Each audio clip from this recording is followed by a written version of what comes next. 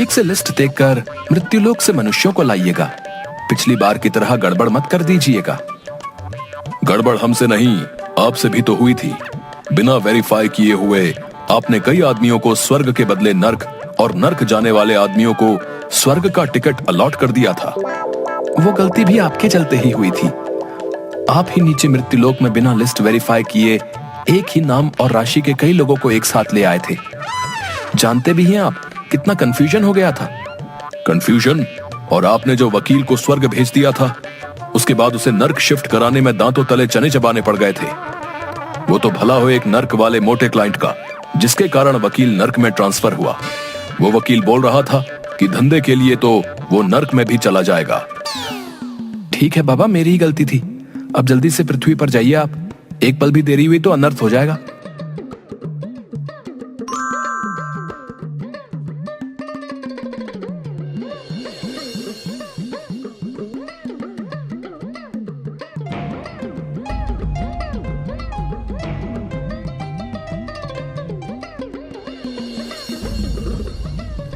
बेटा महेश, ये कवि तो अभी कविता सुना रहा है, लेकिन इसकी अभी अकाल मृत्यु है। आओ इसे हार्ट अटैक देकर ले चलते हैं यहाँ से। मंच पर विराजमान अतिथिगण एवं श्रोतागण, वीर रस की एक पंक्ति आप लोगों को समर्पित कर रहा हूँ। अबे तिनके, एक हवा का झोंका आएगा तो न जाने किधर गिरेगा, लेकिन कविता पढ़ेंगे तो वीर रस की ही। वाह रे प्रभु, तेरी लीला तू ही जाने। चल भाई, तेरे पास 3 मिनट है, निकाल ले अपनी वीर रस की भड़ास। सुन ले ओ यमराज, चैलेंज करता है तुझे कविराज। आया है तू मुझे लेने आज, मुझे अपने श्रोताओं पर है नाज। बेटा महेश, ये इसे कैसे पता चला कि हम इसे लेने आए हैं? हमारे डिपार्टमेंट का कॉन्फिडेंशियल वर्क कोई लीक कर रहा है क्या? हमें तो लगता है कि पृथ्वीवासी हमसे ज्यादा मॉडर्न टेक्नोलॉजी का विकास कर लिया है। तुझे हो ना हो अपने भैंसे पर, लेकिन मुझे अपने कलम पर है नाज। अरे तू क्या आएगा बनकर मेरा काल, मैं खुद आ रहा हूं तुमसे मिलने। अब तू अपने आप को संभाल। मालिक, ये कवि तो आपको ही टारगेट कर रहा है। अच्छा तो ऐसी बात है, ये ले हार्ट अटैक और चल मेरे साथ। कवि मंच पर ही हार्ट अटैक के कारण लुढ़क जाता है। यमराज जी उसे लेकर बोरे में डालकर महेश पर लाद देते हैं और दूसरा टारगेट पूरा करने चल देते हैं। दूसरा टारगेट की ओर चलो बेटा महेश। मालिक, अभी तो कवि का जीवन 1.5 मिनट बाकी था। देखा नहीं, तिनके सा कवि मुझे ही चैलेंज कर रहा था। अब पड़ा है बोरे में। चित्रगुप्त जी से बोलकर इसे नर्क में भिजवाऊंगा, देखना तुम। जी मालिक, अगला टारगेट लाइफ इंश्योरेंस एजेंट का है। अच्छा, मेरा नाम ले लेकर लोगों को डरा धमका कर इसने बहुत संपत्ति बनाया है, लेकिन खुद कभी भी मेरी पूजा नहीं किया। ये तो बड़ा नमक हराम निकला मालिक। सेठ जी, आप निश्चिंत होकर रहिए। ये प्लान ऐसा है कि आपको यमराज भी नहीं कुछ कर पाएगा। हाँ बेटा महेश, ये मुझे समझ में नहीं आता कि ये लोग अपना उल्लू सीधा करने के लिए मेरा ही नाम क्यों लेते हैं। मालिक, इन्हीं लोगों ने आपको बदनाम कर रखा है। शायद इसी कारण आपकी पूजा मृत्युलोक पर नहीं होती। अच्छा, अभी इसे मजा चखाता हूँ। जीवन बीमा का प्लान बेचने वाले अपना बीमा तो करवा लेता। यमराज बीमा एजेंट को भी ब्रेन हैमरेज करवाकर अपने साथ ले लेते हैं। अगला नंबर एक डॉक्टर का रहता है। चलो अब कुछ पढ़े लिखे लोगों से मिला जाए। जी मालिक, चलिए इन्हें भी ले लेते हैं। देखो भाई, तुम्हारे पेशेंट की हालत बहुत ही क्रिटिकल है। अगर 24 घंटे के अंदर ऑपरेशन नहीं हुआ तो यमराज ही इसका मालिक है। लेकिन इसको तो मामूली खांसी हो रहा है बस। डॉक्टर तुम हो या मैं? ये खांसी मामूली नहीं है। गले में फंगस, बैक्टीरिया दोनों ने एक साथ अटैक कर दिया है। लेकिन इसके लिए आपने culture test, HIV test, x-ray, CT scan, इतने सारे टेस्ट क्यों लिखवा दिए हैं?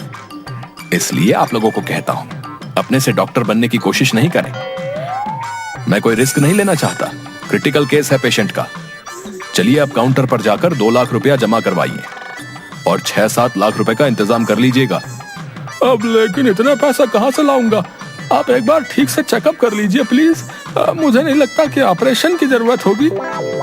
मैंने अच्छे से चेकअप कर लिया है। जाइए पैसे जमा कर और पैसे का इंतजाम कीजिए। अपने पेशेंट का यमराज नहीं बनिए। देख रहा है ना बेटा महेश, किस तरह इन लोगों ने मेरा नाम बदनाम कर रखा है। इस डॉक्टर को तो अब एक पल भी जिंदा नहीं छोड़ सकता।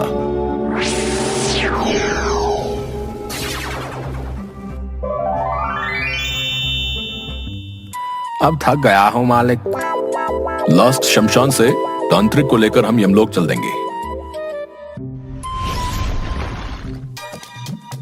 इस मुर्दे को मैं आज यमराज से छीन कर लाऊंगा। बक्कड़ चक्कड़ चामुंडा, ये लाश अभी तू खड़ा हो जा। गिद्ध चील कौवा और बाज, खदेड़ा जाएगा यहां से यमराज। अच्छा बेटा, मुझसे तो अच्छे अच्छे तांत्रिक भागते हैं और तुम हम ही को खदेड़ रहे हो। चल बेटा महेश, तेरा आज का कोटा पूरा हुआ।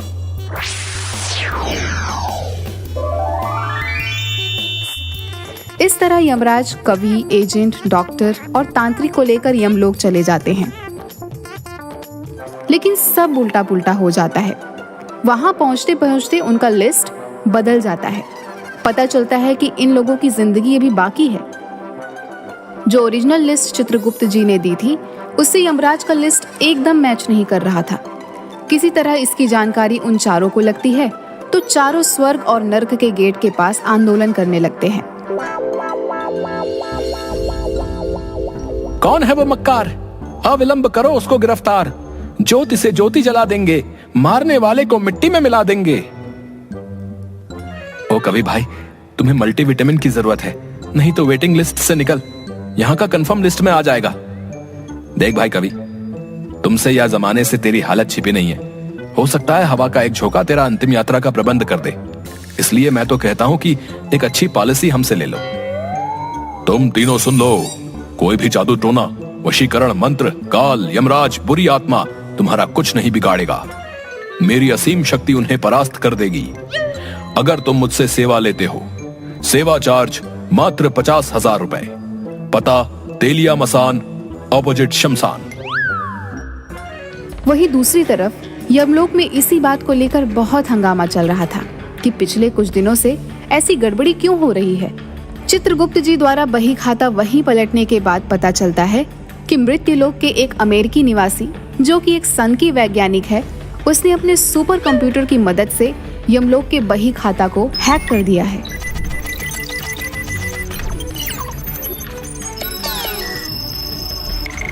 ओह, अब क्या होगा? देखता हूं क्या हो सकता है। इन चारों को यमलोक लाए कितनी देर हुई है? 3 मिनट। पहले बिना समय गवाए इन चारों को मृत्युलोक छोड़कर आइए। अगर किसी ने अंतिम संस्कार कर दिया तो अनर्थ हो जाएगा। यमराज तुरंत उन चारों को लेकर महिष पर लाद कर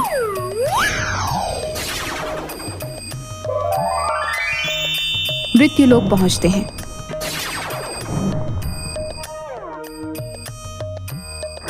और उन सभी को उनके उनके शरीर में वापस भेज देते हैं। उनके परिजन जो उस समय रो रहे थे, विलाप कर रहे थे, उन्हें वह जिंदा पाकर बहुत खुश होते हैं। यमराज वापस यमलोक पहुंचकर सन की वैज्ञानिक यमलोक के बही खाते के साथ छेड़छाड़ किया है, इसलिए उस सन की वैज्ञानिक को दंड मिलना चाहिए। हम चाहें तो अभी के अभी उस सन की वैज्ञानिक और उसके टेक्नोलॉजी को नष्ट कर दें, लेकिन हमारा हाथ भी सिस्टम से बंधा है। उस सन की वैज्ञानिक को मजा चखाने के लिए आपको पृथ्वीलोक पर जाना होगा। यही ठीक रहेगा। मैं अभी ही अपने महिष को लेकर निकलता हूँ पृथ्वीलोक के लिए। रुकिए, ये नक्शा ले लीजिए ताकि उस वैज्ञानिक को खोजने में आसानी हो। उसका सारा बायोडेटा लिखा हुआ है इसमें। यमराज और महिष दोनों अपना अपना गेटअप चेंज कर लेते हैं। यमराज जी अपना नाम यम्मू और महिष अपना नाम भैंसू रख लेता है।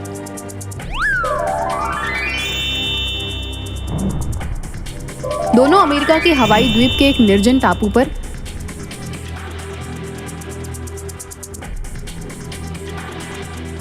वैज्ञानिक को सबक सिखाने के लिए पहुंचते हैं। सिक्योरिटी से बच बचाकर दोनों वैज्ञानिक के लैब के पास पहुंचते हैं। तभी एक गार्ड उन्हें देख लेता है। यह कौन है वहां? अंदर कैसे आ गए? सिक्योरिटी, हाय भैया, कैसे हो? अरे अरे अरे भाई, तुम भी इंडियन हो का? हाँ भाई, हम हैं यम्मू और यह है महेश।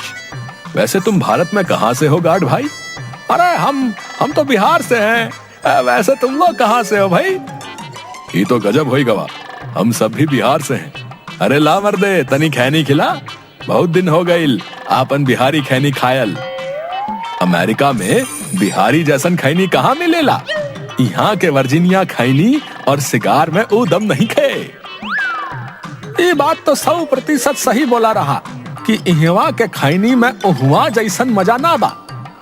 इला काल ही एगो चाचा से मंगाई ले बानी। इला हमार खैनी खा के देख, मर्दे खांटी बिहारी खैनी बा।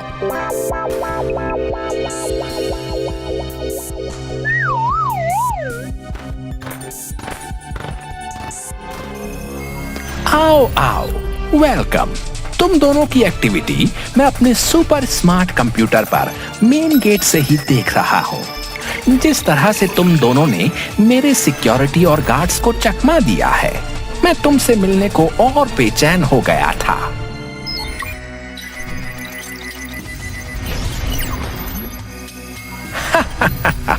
कैसा लगा मेरा स्वागत? अबे डागरा, हम आए हैं तुझे भेजने पागल खाना। ये ले तेरा पिंजरा। ओहो, इंटरेस्टिंग। ये ले, अब बच के दिखा।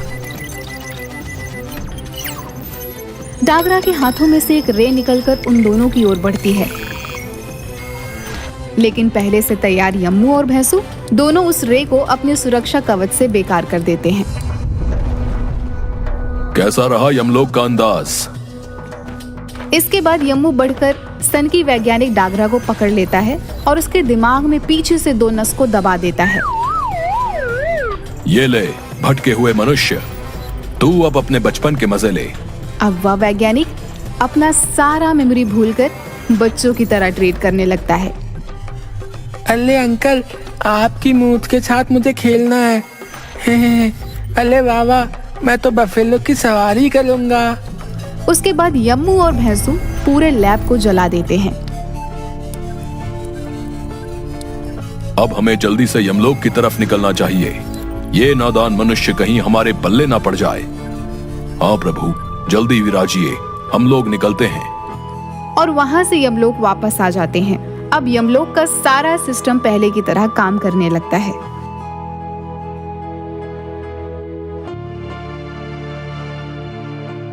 क्यों चित्रगुप्त जी, मानते हो ना कि यम है हम? सब कुछ नॉर्मल करके सिस्टम सही कर दिया। जी प्रभु, तभी तो आप यमलोक के कर्ता धर्ता हो। आपकी जय हो।